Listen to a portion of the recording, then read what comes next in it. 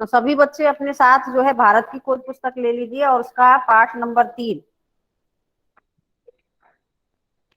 पाठ नंबर 3 तीसरा पाठ निकालिए ना, वहां देखिए।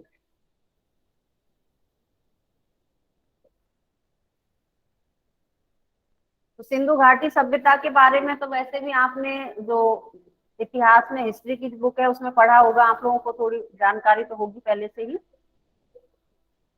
पढ़ा है कि नहीं?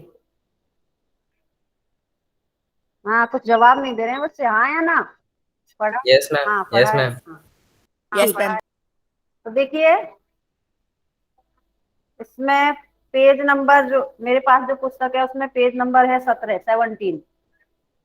सिंधु घाटी सभ्यता।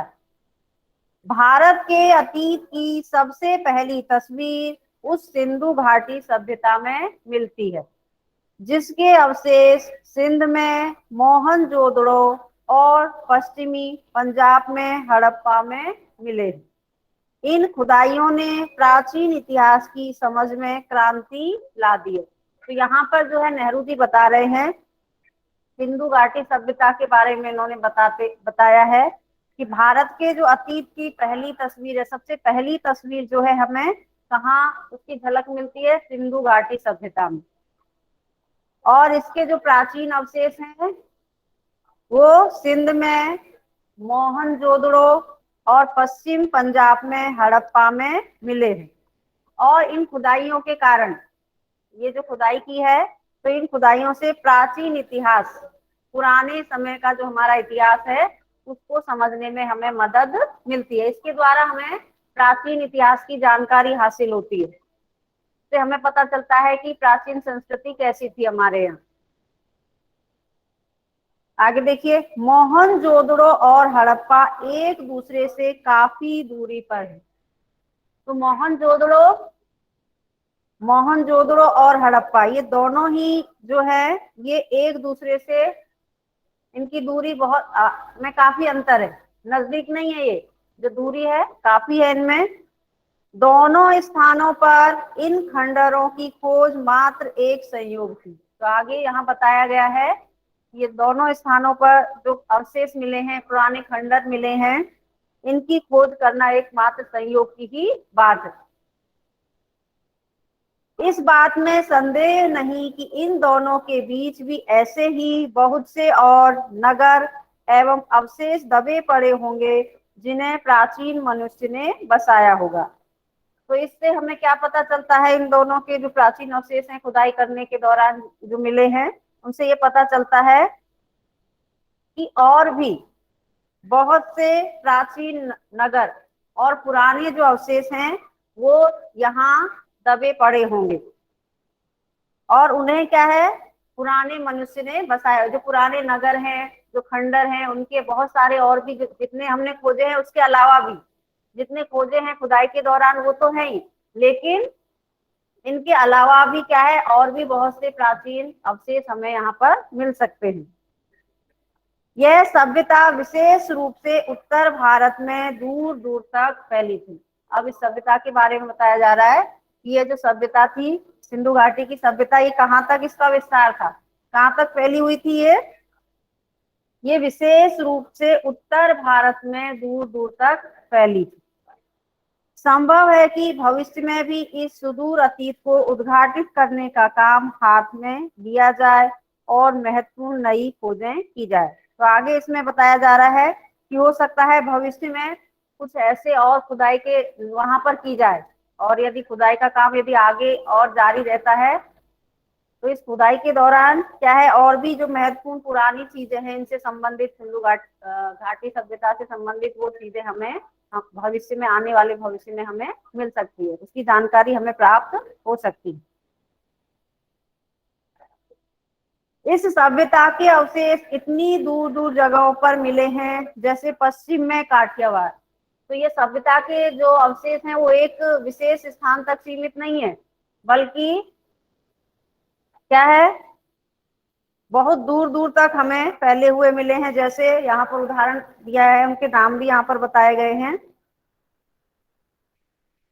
जैसे पश्चिम में काठियावाड़, पश्चिम दिशा में यदि देखा जाए तो काठियावाड़, पंजाब में अंबाला जिले में।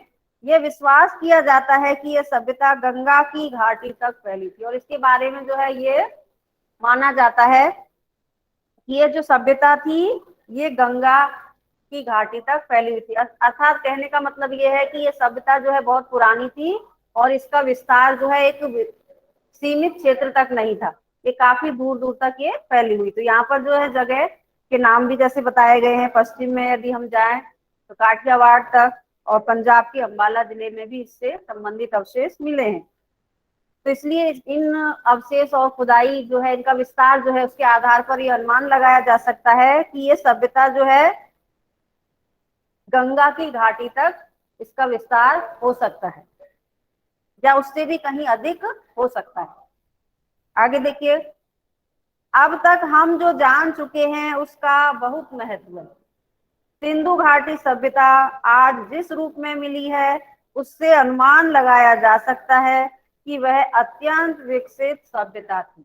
तो सिंधु घाटी सभ्यता जो है ये बहुत ही प्राचीन सभ्यता है, और प्राचीन होने के साथ साथ उस समय प्राचीन समय में इसने कितना विस्तार किया था और कैसे इसकी संस्कृति थी, वहां का रहन सहन कैसा था, तो इस सब के बारे में जो है जानकारी हमें मिलती है इससे। तो देखिए इसके बारे में और क्या अनुमान लगाया जाता है कि ये सभ्यता अत्यंत विकसित थी, कि इसकी जो नगर की जो बसावट है और जो अवशेष मिले हैं उनके आधार पर यह कहा जा सकता है कि ये सभ्यता बहुत विकसित थी, और उस स्थिति तक पहुंचने में उसे हजारों वर्ष लगे होंगे। इस सभ्यता में जो लोगों ने अपना विकास किया, वहां तक पहुंचने में, उतना विकास करने में लोगों को हजारों वर्ष का समय लगा होगा। आश्चर्य की बात है कि यह सभ्यता प्रधान रूप से धर्मनिरपेक्ष सभ्यता थी। और दूसरी इससे संबंधित जो जानकारी मिली है वो क्या है कि यह सभ्यता पूर्ण रूप से धर्मनिरपेक्ष, धर्मनिरपेक्ष का अर्थ होता है कि जहां सभी धर्मों को समान महत्व दिया जाए। धर्मनिरपेक्ष का अर्थ क्या होता है? सब, जहां सभी धर्मों को समान महत्व दिया जाता है, किसी एक विशेष धर्म की प्रधानता नहीं होती है, सभी धर्मों को, सभी धर्मों के लोग वहां पर मिलजुल कर रहते हैं, सभी धर्मों को समान महत्व दिया जाता है, उसे धर्मनिरपेक्ष कहते हैं। धार्मिक तत्व मौजूद होने पर भी वह इस पर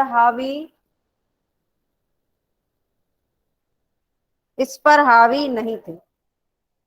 यह भी स्पष्ट है कि यह भारत में बाद के सांस्कृतिक युगों की अग्रदूत थी। तो इस सभ्यता के आधार पर हमें पता चलता है कि उस समय जो है यह सभ्यता पूर्ण रूप से धर्मनिरपेक्ष थी और आने वाले युगों के लिए क्या है, ये प्रेरणा देने वाली थी। सिंधु घाटी मैम अग्रदूत मतलब? अग्रदूत मतलब उसके लिए जो है एक कहना चाहिए कि एक संदेश देने वाला, आगे के लिए जो संदेश देने वाला, एक आदर्श स्थापित करने वाला, है ना। सिंधु घाटी सभ्यता ने फारस, मेसोपोटामिया और मिस्र की सभ्यताओं से संबंध स्थापित किया। अब आगे इसके बारे में बताया जा रहा है कि सिंधु घाटी सभ्यता में जो है कैसे लोग रहते थे, धर्म के बारे में बताया गया है, और आगे बताया जा रहा है कि इनका जो व्यापारिक संबंध था, व्यापार के बारे में बताया जा रहा है कि कैसा था। तो सिंधु घाटी सभ्यता जो है फारस, मेसोपोटामिया और मिस्र की सभ्यताओं के साथ भी इन्होंने संबंध स्थापित किया। ये केवल अपने क्षेत्र तक ही सीमित नहीं थी, बल्कि जो अन्य सभ्यताएं हैं दूसरे देशों की, जैसे विदेशों की, फारस, मेसोपोटामिया और मिस्र की सभ्यताओं के साथ, वहां के लोगों के साथ भी क्या है, इनका संबंध था, और व्यापार भी किया। तो व्यापार तो क्या है, पुराने समय से ही इसका प्रचलन रहा है। तो यहाँ के लोग जो है ये विदेशों के लोगों के साथ इनके व्यापारिक संबंध भी थे, अर्थात व्यापार वहां दूसरे देशों में, विदेशों में भी ये व्यापार किया करते थे। कुछ दृष्टियों से यह सभ्यता उनकी तुलना में बेहतर थी। यह एक ऐसी नागर सभ्यता थी जिसमें व्यापारी वर्ग धनाढ़ और उसकी भूमिका महत्वपूर्ण थी। तो इस सभ्यता के बारे में और क्या अनुमान लगाया जाता है कि यह सभ्यता कैसी थी? नागर सभ्यता अर्थात जो है नगरीय सभ्यता जो होती है, विकसित नगर होते हैं, उस प्रकार की सभ्यता थी, और इसमें व्यापारी लोगों व्यापारी लोग अधिक थे, और व्यापारी वर्ग जो था वो धनाढ्य था, अर्थात वो धनी थे, और उनकी महत्वपूर्ण भूमिका भी थी। सड़कों पर दुकानों की कतारें और दुकानें संभवतः छोटी थी। तो इसका अंदाजा किस आधार पर लगाया गया है कि सड़कों पर जो है दुकानों की कतारें, पंक्तियां, जो लाइन है वो, और दुकानें कैसी हुआ करती थी उस समय, छोटी होती थी। सिंधु घाटी सभ्यता और वर्तमान भारत के बीच समय के ऐसे कई दौर गुजरे हैं जिनके बारे में हम बहुत कम जानते हैं। तो पूरी सभ्यता के बारे में पूर्ण जानकारी तो हासिल नहीं कर पाते हैं, लेकिन कुछ जानकारियां हमें हासिल हुई हैं। वैसे भी इस बीच असंख्य परिवर्तन हुए हैं, और इतना समय जब निकला तो उसमें काफी बदलाव भी आए हैं समय के अनुसार, लेकिन भीतर ही भीतर निरंतरता की ऐसी श्रृंखला चली आ रही है जो आधुनिक भारत को 6-7 हजार पुराने उस बीते हुए युग से जोड़ती है। तो इसमें ये कितनी पुरानी है, ये सभ्यता लगभग 6-7 हजार साल पुरानी है, और उतने पुराने समय की जानकारी हमें मिलती है इस सभ्यता के द्वारा। तो यह देखकर अचरज होता है कि मोहनजोदड़ो और हड़प्पा में कितना कुछ ऐसा है जो हमें चली आती परंपरा और रहन सहन की, लोक प्रचलित रीति रिवाजों की, दस्तकारी की, यहाँ तक कि पोशाकों के फैशन की याद दिलाता है। तो इस सभ्यता के द्वारा हमें और कौन कौन सी जानकारियां मिलती हैं उस समय की? तो इसमें जो वहां की जो पुरानी रहन सहन की उनकी परंपरा थी, और उनके जो पुराने रीति रिवाज किस प्रकार के थे, और दस्तकारी जो कैसे, वो किस प्रकार के दस्तकारी कहते हैं, ये जो काम होता है कढ़ाई आदि का, तो उस प्रकार का काम, और पोशाकों के फैशन, उस समय जो वस्त्र कैसे पहने जाते थे, इन सब के बारे में भी हमें पता चलता है।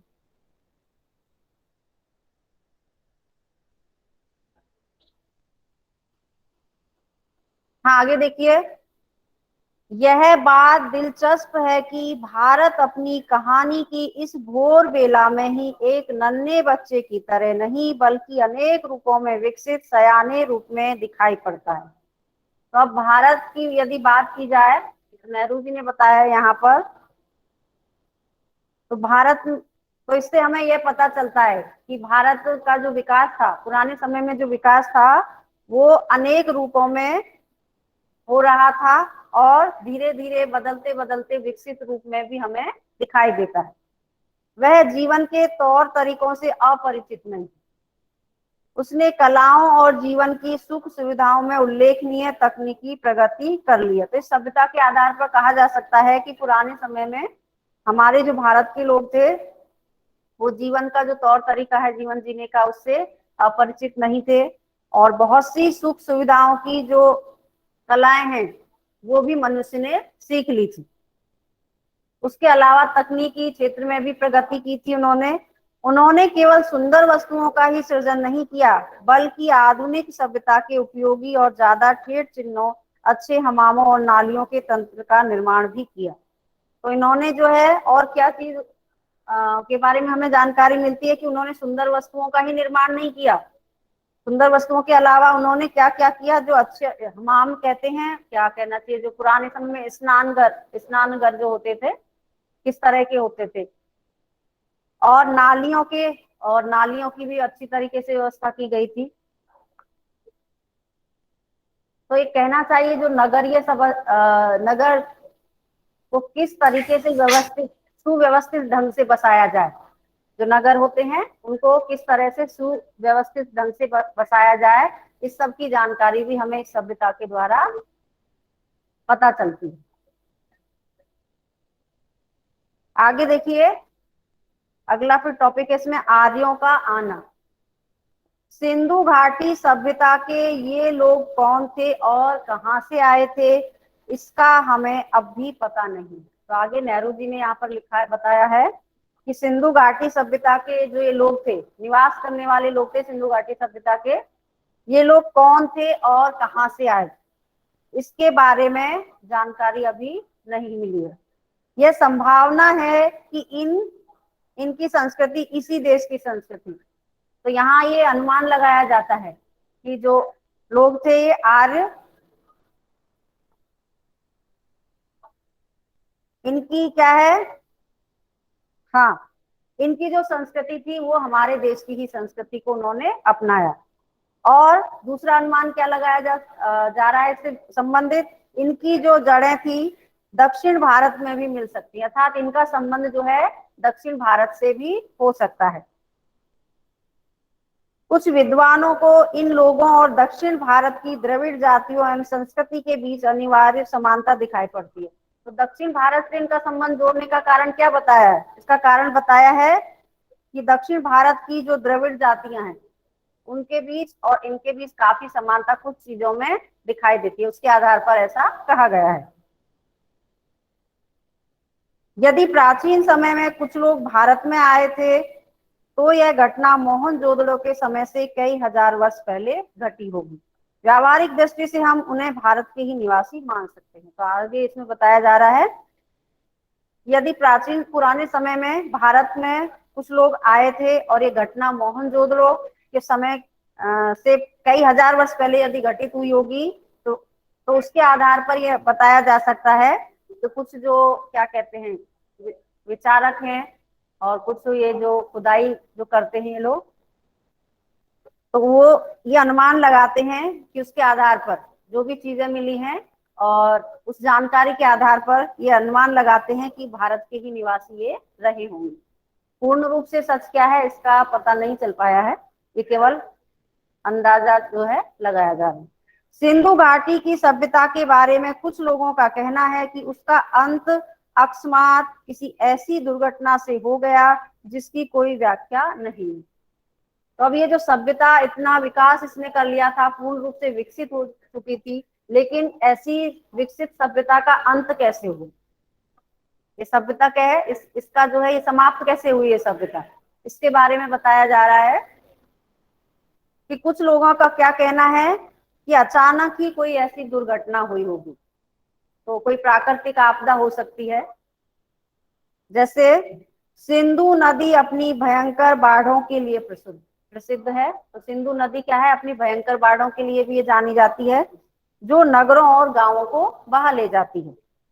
यह भी संभव है कि मौसम के परिवर्तन से धीरे धीरे जमीन सूखती गई हो और खेतों पर रेगिस्तान छा गए। और दूसरा जो इसका कारण बताया जाता है, तो दूसरा कारण क्या हो सकता है कि मौसम में बदलाव हुआ, मौसम में बदलाव हुआ और उसके बाद धीरे धीरे धरती सूखती गई होगी और सूखने के बाद धरती और जो खेत क्या है, जो जमीन थी वो रेगिस्तान में बदल गई।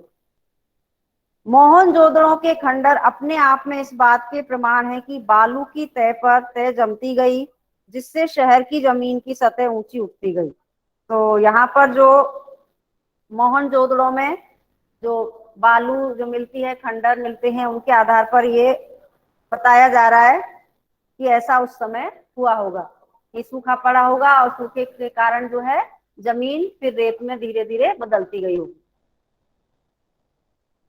और नगरवासियों को मजबूर होकर पुरानी नींवों पर ऊंचाई पर मकान बनाने पड़े होंगे। और वहां के जो नगरवासी थे उनको क्या है, ऊंचाई पर अपने मकान भी बनाने पड़े होंगे, जैसे जब जमीन अच्छी नहीं रही थी उसके कारण खुदाई में निकले कुछ मकान या 2-3 मंजिले जान पड़ते हैं। तो ऊंचाई पर मकान बनाने का कारण यहाँ पर बताया गया है कि खुदाई के दौरान 2-3 मंजिल के मकान भी मिले हैं और वो ऊंचे स्थान पर मिले हैं। तो लोगों ने क्या है, यदि बाढ़ आती है तो जहां पर नीचे सतह होगी वो पानी ज्यादा भरता होगा या वहां पर जो है बालू मिट्टी ज्यादा हो गई होगी, तो उस जगह को छोड़कर ऊंची जगह पर इन्होंने अपने 2 या 3 मंजिल के मकान बनाए। इस बात और वे इस बात का सबूत है कि सतह से ऊंचे उठने के कारण समय समय पर उनकी दीवारें भी ऊंची उठाई गई। तो हम जानते हैं कि सिंध का सूबा पुराने समय में बहुत समृद्ध और उपजाऊ था। तो सिंध प्रांत के बारे में यहाँ कहा जा रहा है, ये जो सिंध प्रांत है ये क्या है, पुराने समय में बहुत ही समृद्धशाली था, उपजाऊ था, खेती अच्छी होती थी। और पर मध्य युग के बाद वह ज्यादातर रेगिस्तान में रह गया। लेकिन मध्य युग के बाद जो समय है उसके बाद यहाँ पर रेगिस्तान का विस्तार हो गया।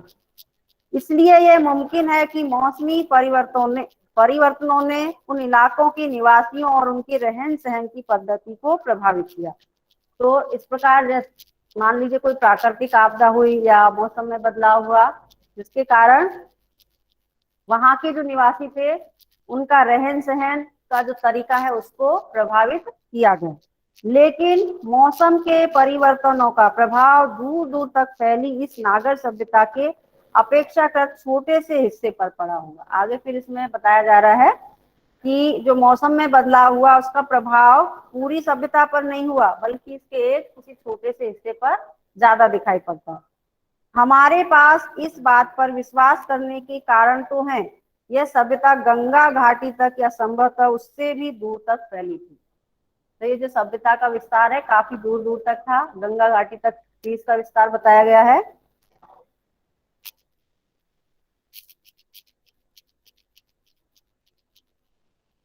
वह बालू जिसने इसमें कुछ प्राचीन शहरों पर छाकर उन्हें ढक लिया, उसी ने उन्हें सुरक्षित भी रखा, जबकि दूसरे शहर और प्राचीन सभ्यता के प्रमाण धीरे धीरे नष्ट होते रहे और समय के साथ खंड खंड हो गए। तो आगे इसमें बताया जा रहा है कि इस बालू के कारण जो है ये पुराने शहर वो कुछ सुरक्षा, उनको सुरक्षा भी प्रदान हुई। अन्यथा यदि हम देखते हैं तो दूसरे शहर और कुछ दूसरी प्राचीन सभ्यताओं के जो अवशेष हैं उतने अधिक हमें नहीं मिलते थे, वो समय के साथ धीरे धीरे नष्ट होते गए। सिंधु घाटी सभ्यता और बाद के काल खंडों के बीच निरंतर संबंध के साथ ही सिलसिले के टूटने या इसमें अंतराल के प्रभाव भी मिलते हैं।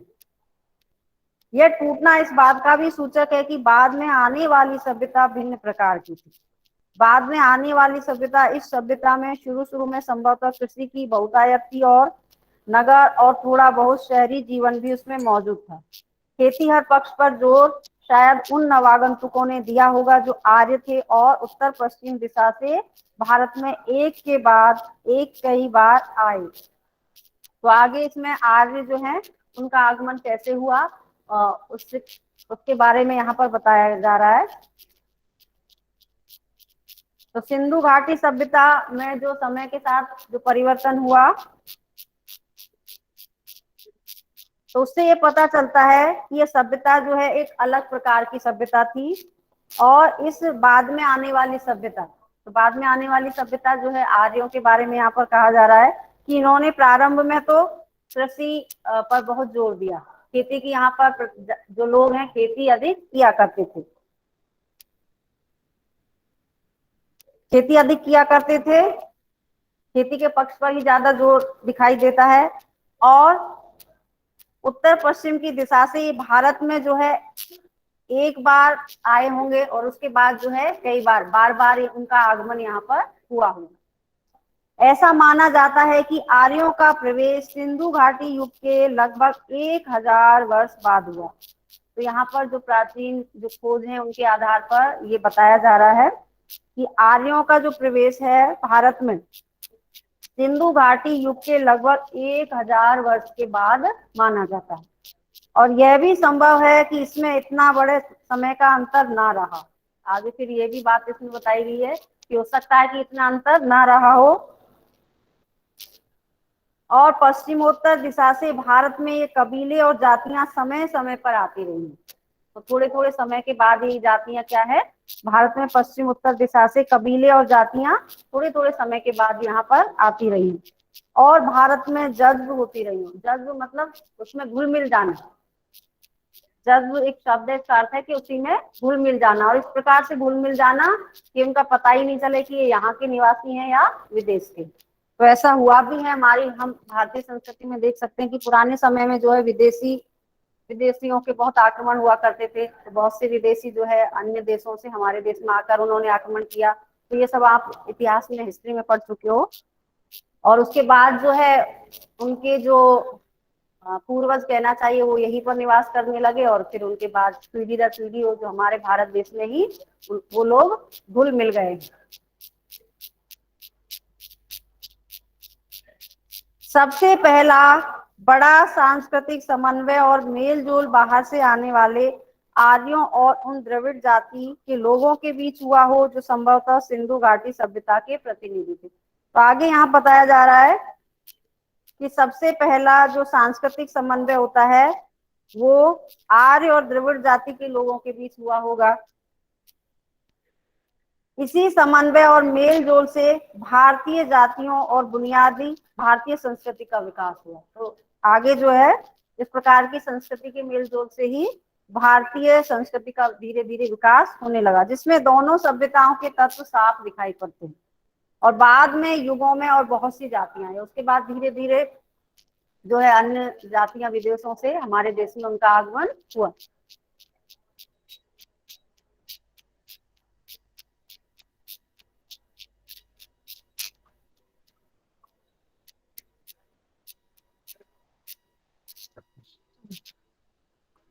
हाँ, इसके बाद फिर अगला इसमें है प्राचीनतम अभिलेख।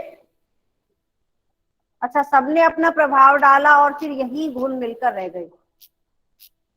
तो ये स्वाभाविक बात है कि दूसरी जगह से जो अलग जो लोग आएंगे विदेश से, उनकी सभ्यता संस्कृति और जो भी रहन सहन का तरीका है उसमें अंतर होता है, लेकिन वो यहाँ आए और हमारे भारत देश के लोगों के बीच क्या है, वो घुल मिल गए और यहीं पर वो क्या है, स्थायी रूप से रहने लगे। एक मिनट रुकिए बच्चा ना।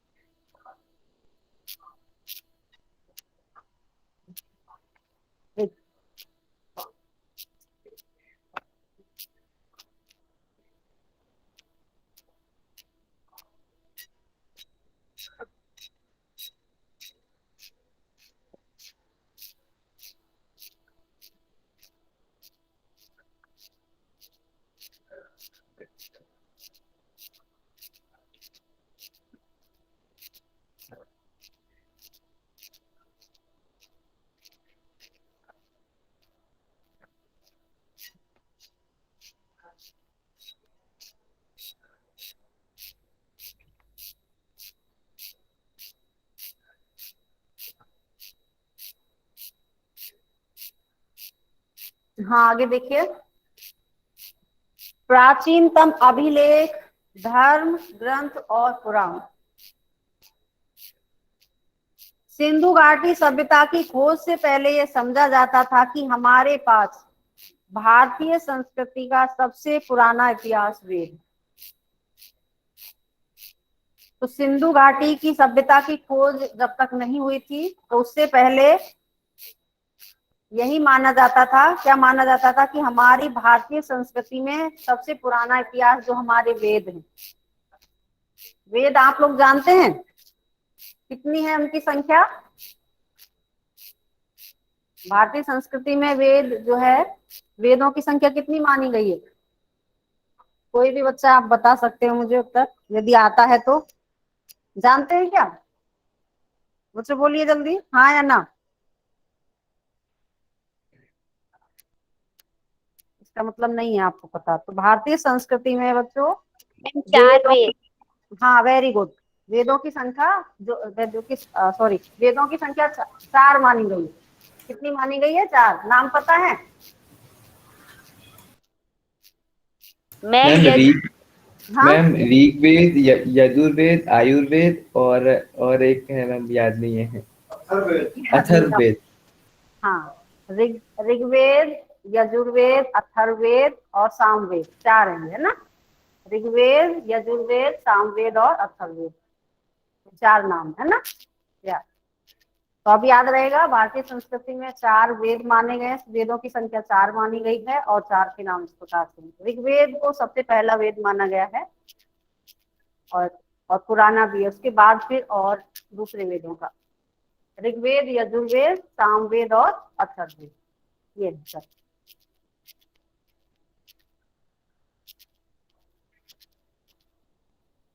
आगे देखिए। तो जब तक सिंधु घाटी सभ्यता की खोज नहीं हुई थी, तो उससे पहले यही मानते थे कि भारतीय संस्कृति का सबसे पुराना जो इतिहास है वो हमारे वेद ही। वैदिक युग के काल के निर्धारण के बारे में भी बहुत मतभेद रहा है। तो वैदिक युग जो है, इसके समय के बारे में भी विद्वानों में बहुत सा मतभेद है। एक कोई निश्चित समय इसका नहीं माना जाता है।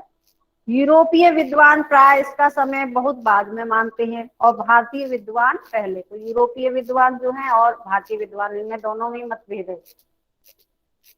आजकल अधिकांश विद्वान ऋग्वेद की ऋचाओं का समय ईसा पूर्व 1500 मानते हैं। तो कुछ विद्वान तो क्या है, ऋग्वेद की जो ऋचाएं हैं इनका समय मानते हैं ईसा से पूर्व 1500 वर्ष तक। पर मोहनजोदड़ो की खुदाई के बाद से इन आरंभिक भारतीय धर्म ग्रंथों को और पुराना साबित करने की प्रवृत्ति बढ़ गई।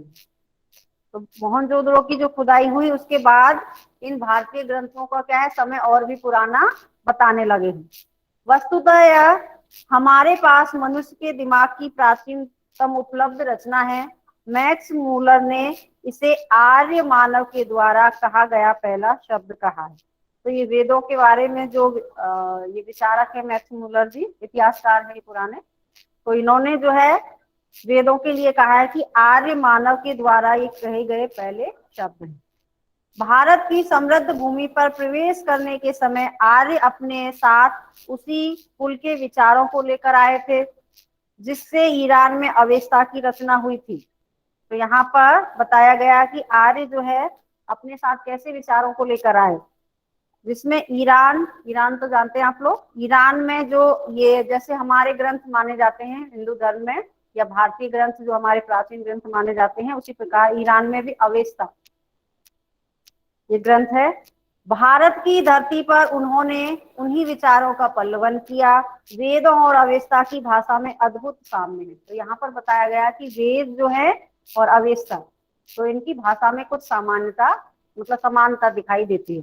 कहा गया है कि वेद भारत के अपने महाकाव्यों की संस्कृत की अपेक्षा अवेस्ता के अधिक निकट है। और जो ये इतिहासकार हैं जो खोजकर्ता हैं उन्होंने ये भी कहा है कि जो वेद है ये भारत के जो महाकाव्य हैं, और भारत के जो प्राचीन महाकाव्य कौन कौन से माने जाते हैं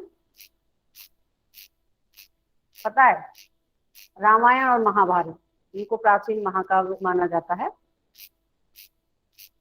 तो इन महाकाव्यों की जो संस्कृत है वो अवेस्ता संस्कृत की अपेक्षा था, संस्कृत की तुलना में अवेस्ता जो है उसके अधिक निकट जो है समानता इनमें मानी जाती है। कहने का मतलब यह है कि ये जो ग्रंथ हैं और जो अवेस्ता जो रचना है, ये ईरान की जो रचना, इनका जो प्राचीन धर्म ग्रंथ है ये अवेस्ता, तो ये इनका और वेद जो है इनमें इनकी जो रचना की गई है भाषा की या फिर और रचना के आधार पर इनमें समानता काफी हद तक क्या है, कुछ समानता मिलती जुलती है ये रचना, ये कहा गया। अब देखिए वेद के बारे में,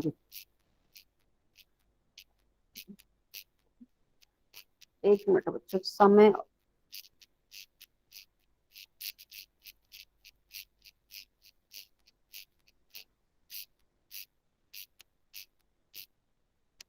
हाँ बच्चों समय जो है अभी समाप्त हो चुका है इस क्लास का, है ना। आगे वेद जो है हम अगली क्लास से प्रारंभ करेंगे। तब तक आप जो है इस पाठ को घर में एक बार जो यहाँ मैंने समझाया इसको घर में और रीडिंग लगाइए, है ना, तब अच्छे से समझ में आ जाएगा। ठीक है बच्चों? Okay ma'am. Thank you ma'am for teaching. Thank you ma'am for teaching us. Thank you, ma'am, for teaching us. Thank you ma'am for teaching us. Okay,